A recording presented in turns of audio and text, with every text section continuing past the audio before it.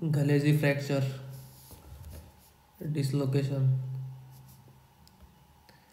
So we'll be discussing today on Galeazzi fracture and dislocation. So in this topic we'll be discussing on anatomy of forearm, then definition of Galeazzi fracture, then its history, epidemiology, then mechanism of injury, then its types, then clinical features, associated injuries, then radio imaging, then its variances, management complications. So if we look at the anatomy of our forearms, we can see there are two bones which are radius and ulnar. So in the Galeazzi fracture, it is actually the fracture of distal one third part of the radius with disruption of distal radio-ulnar joint.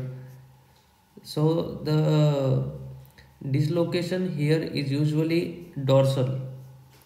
So it is also shortly called as DRUJ, which means distal radio-ulnar joint. Disruption of distal radio-ulnar joint.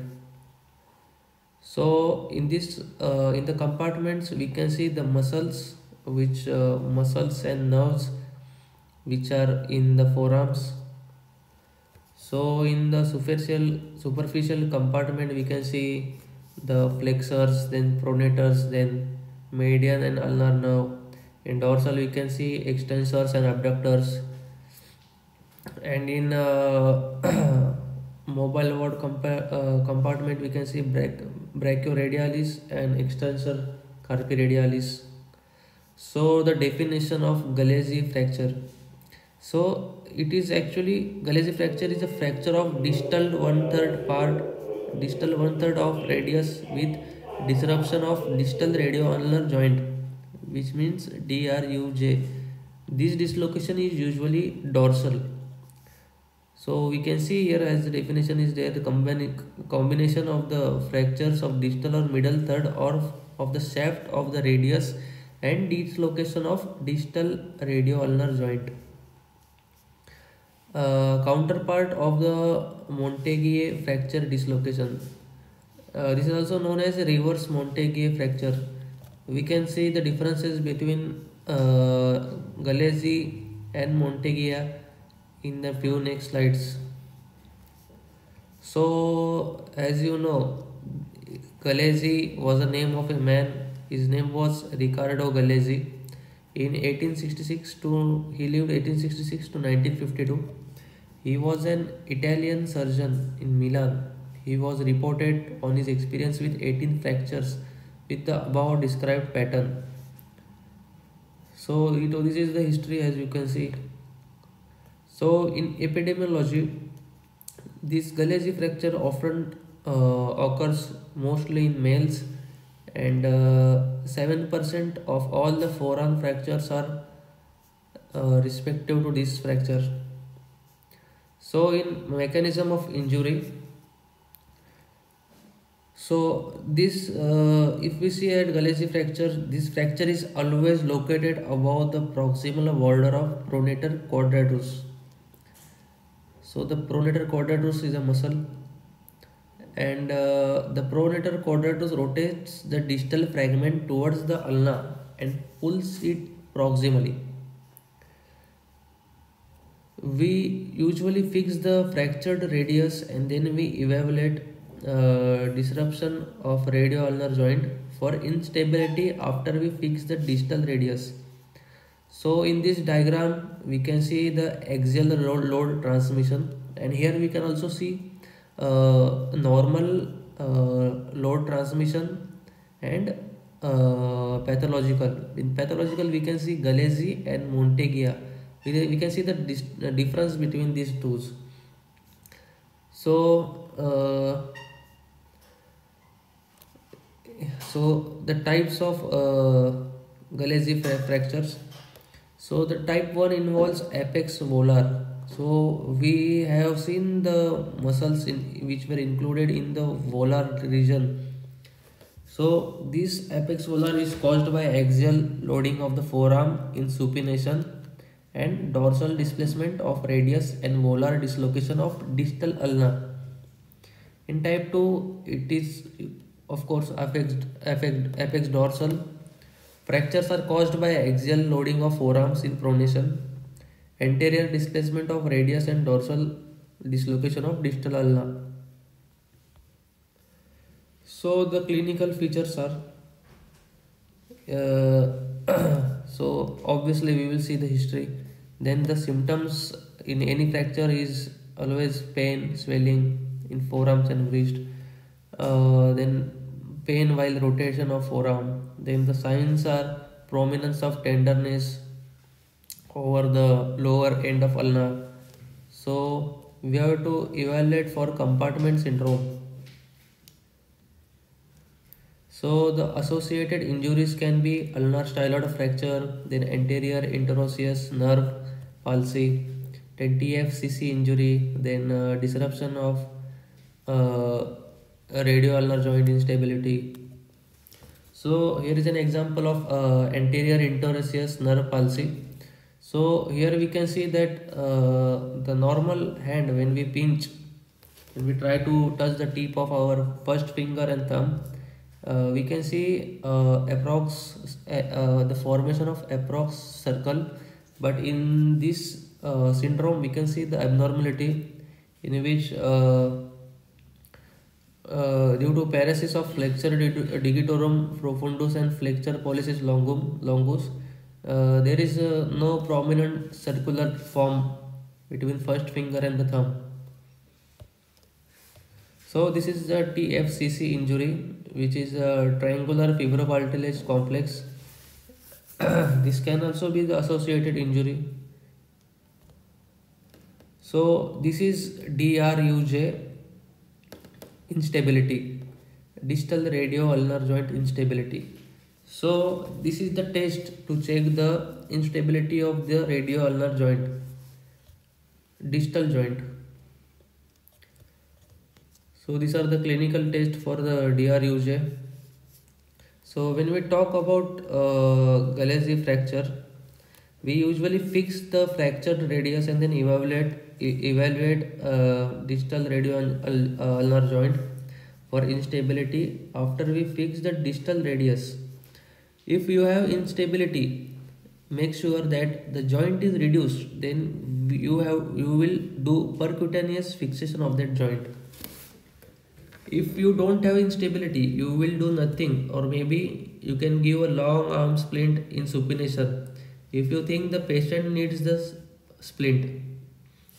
If you don't have instability after taking this test, distal radio ulnar joint instability test, you will do nothing. So basically you will need to intraoperative evaluation of distal radio ulnar joint. So and the point should also be noted that not all distal radial fractures will be associated with distal radio ulnar joint instability. So this is the point you need to remember. So this is a radiograph of X-ray and wrist. We can see anteroposterior view and lateral view. We can see that the fracture clearly. So in radiographic findings, we can see that we can see the injury of distal radio ulnar joint. It is highly possible when shortening is greater than 5 to 7 millimeter. So in Galeazzi fractures, it is found that the radius fracture is less than 7.5 centimeter from the joint.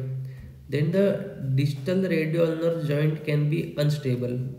So it is very good point to check in the X-ray that if the radius fracture is less than 7.5 centimeter from the joint, then the distal radio ulnar joint can be unstable. So radially displaced fixed base of the ulnar styloid. And here we can see the angulation is greater than 25 to 30 degree in any plane. And distal radio ulnar joint diastasis in posterior anterior view. So these are the variants or differentials. So Piedmont fractures. It is an isolated radial fracture without distal radio-ulnar dissociation. It is named by Piedmont Orthopedic Society. Distal radio-ulnar dislocation described only as the secondary complication.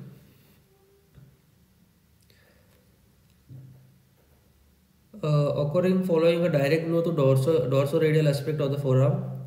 Fracture anywhere along the radius are associated with fractures of bone with DRUJ disruption.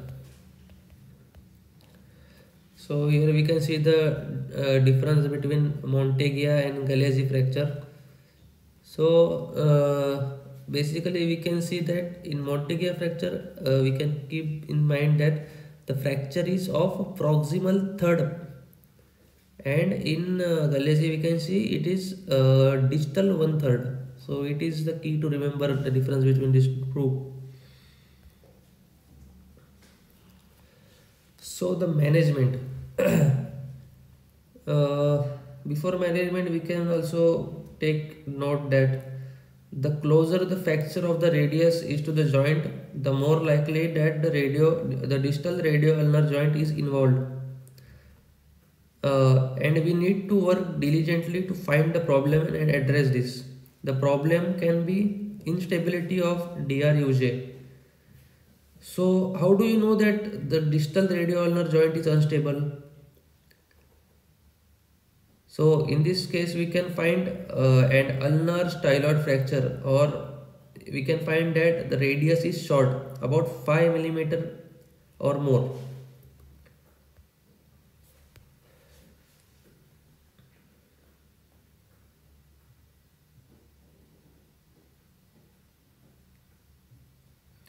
The distal radioulnar joint has ligaments, volar and dorsal, that stabilize the joint, and that joint is usually stable in supination. So, in this fracture, when the distal radioulnar joint and its ligaments in volar and dorsal, so that is why that in this fracture the joint is usually stable in supination. So in management, we can see that in children closed reduction is often successful. In adults, reduction is best achieved by open reduction and compression plating of the radius. Important step is to restore the length of the fractured bone and ensure distal radioulnar joint stability. So this is the algorithm. It is basically the process of the treatment depending upon the type and the problem we are facing. So these are the two approaches. This is the chart showing which approach should we take depending on the situation, and these are the approaches which are Henry and Thompson. So Henry is for volar, Thompson is for dorsal. So in Henry approach or volar approach, we make incision which begins 1 centimeter lateral to the bicep insertion. It ends distally to the radial styloid interval between brachioradialis and FCR. The identify radial artery in and superficial radial nerve. Protect pin proximally. This is the operative management. The radial shaft fracture through an anterior Henry approach, 3.5 millimeter OEC dynamic compression plate, and the joint stability. There are three possibilities. So in the figure number A, we can see the fracture which the patient comes, and after fixation we can see lateral and anterior view. We can see the screws also.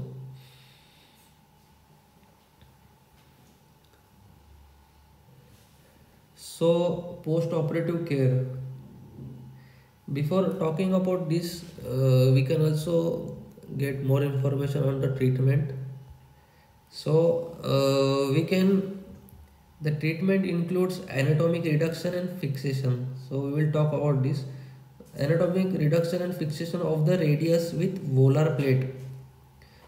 Volar plate. Then we assess the stability of the distal radioulnar joint.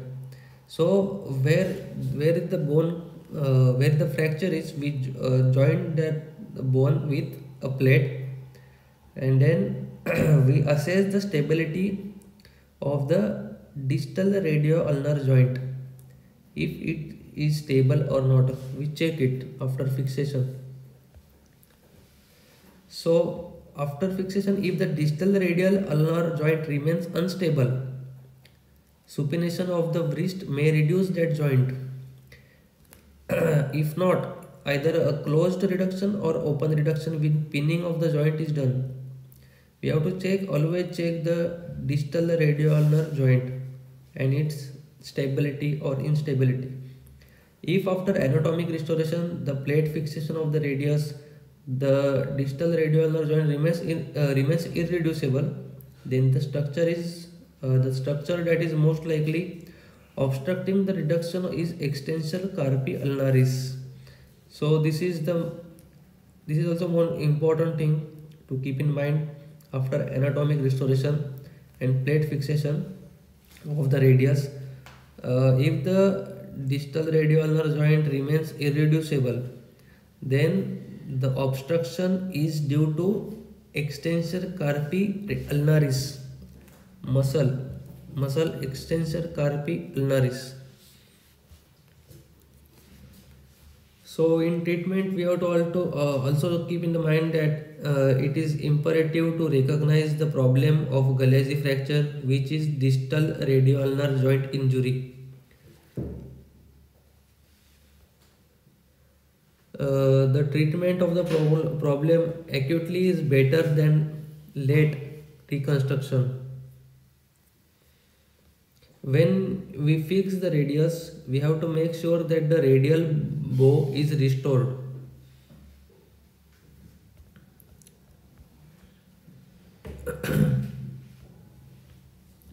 So how do you how do you do reduction and stabilization of the distal radioulnar joint? So the reduction of the joint is done by supination of the forearms, and you do the immobilization in supination. If the distal radioulnar joint is stable following open reduction of the distal radius, so we have to do the reduction and immobilization in supination. So there is an obvious injury that you will see, and you will test that injury and see if the joint is stable in supination. If the joint is stable in supination, keep the forearm always in supination. Then we have to do the pin fixation if the joint is reducible but is unstable. The pin fixation will be done by crossing pins from the ulna to radius and leave the pins for about 4 weeks.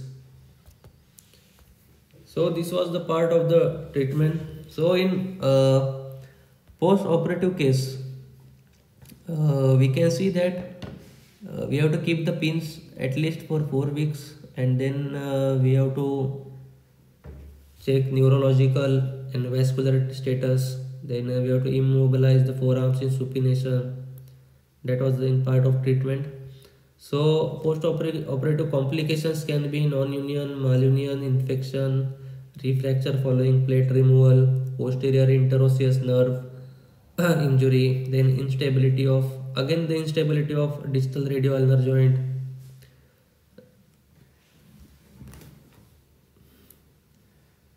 So treating this joint, we always have to keep in mind to check the instability or stability of distal radioulnar joint.